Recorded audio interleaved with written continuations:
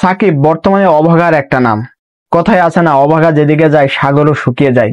2 কোটি টাকার ভিত্তিমূল্য যাকে ধরা হলো, ইউরোপীয় টাকায় যদি হিসাব করা যায় 1,20,000 পাউন্ড।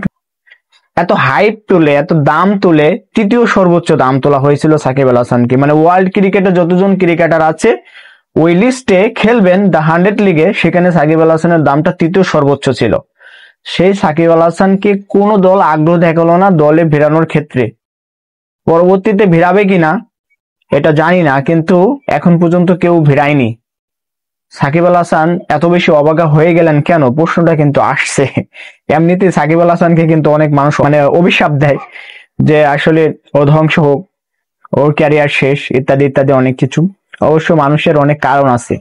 যারা সাকিবের ডাইহার্ট ফ্যান ছিল তারাও কিছু কিছু মানুষ খুবই বিব্রত হয়েছেন শুধু একটা জিনিস ক্ষেত্রে, সেটা হলো রাজনৈতিক ইস্যু। তো সেই দিকে আর যাব না।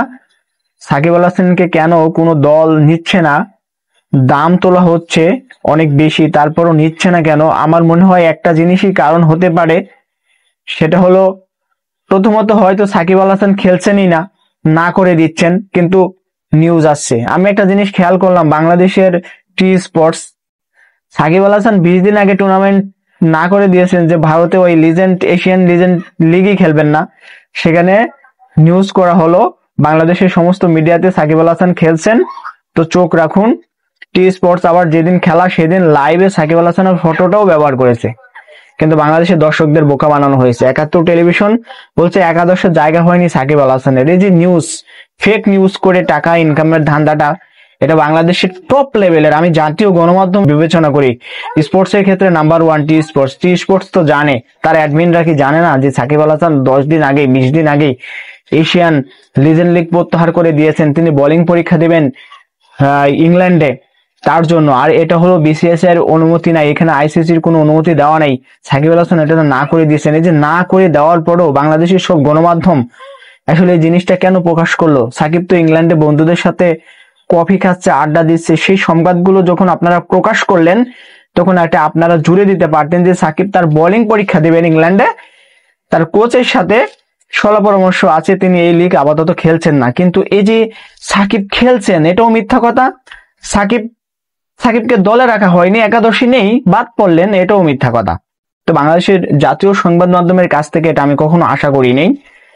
আমার লিস্টে অনেক সাকিবিয়ান ফ্রেন্ড আছে যারা সাকিব আল হাসানকে অনেক বেশি ভালোবাসেন, তো তারা অনেক নিউজ হয়তো দেখেছেন, বাট প্রথমতই হতাশ হওয়ার কোনো কারণ নেই।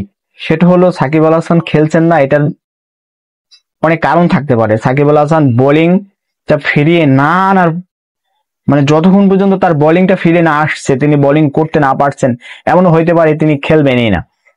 আবার সাকিব আল হাসান বোলিং পারছেন না, এটার জন্য তো অনেক দল নিতে নাও পারে, কারণ তার তো বোলিং ব্যান্ডেড।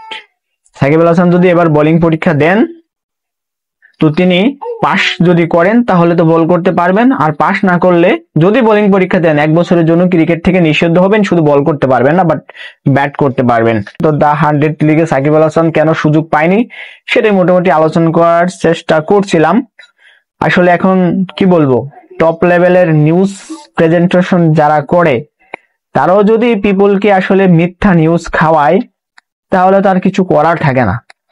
আপনি একটা নামি দামি ক্রিকেটার, তার নাম ভাঙিয়ে অনেক কোটি কোটি টাকা ইনকাম করার ধান্দা যদি আপনারা ইন্ডাস্ট্রিটা নিয়ে থাকেন, তাহলে সেই পেশাদারিত্বটা, আজকে বাংলাদেশের জনগণ কিন্তু আপনাদের সাংবাদিকের সেই পেশাদারিত্বটা এখন আর খুঁজে পাচ্ছে না। সবসময় সত্য প্রকাশ করার মনের ভিতরে সেই সাহসটা রাখতে হবে যে আমি মানুষকে একটা নিউজ দিচ্ছি, সেই নিউজটা যাতে সত্যি হয়। নট অনলি সাকিব আল হাসান, হতে পারে তামিম, হতে পারে মাহমুদুল্লাহ, হতে পারে মুশফিক, হতে পারে একজন ফুটবলার। মিথ্যা নিউজ দিয়ে ভিউজ কামানোর চাইতে আমার মনে হয় সত্য নিউজ দিয়ে ভিউজ না পাওয়াটাই এটাই বেটার। এতে করে একটা নিউজ চ্যানেলের প্রতি মানুষের ভালোবাসা অন্যরকম পর্যায়ে যাবে। যমুনা টেলিভিশনের প্রতি মানুষের ভালোবাসা দেখছেন না? যমুনা টেলিভিশন কিন্তু এখন ওয়ার্ল্ডের one of the best YouTube channel.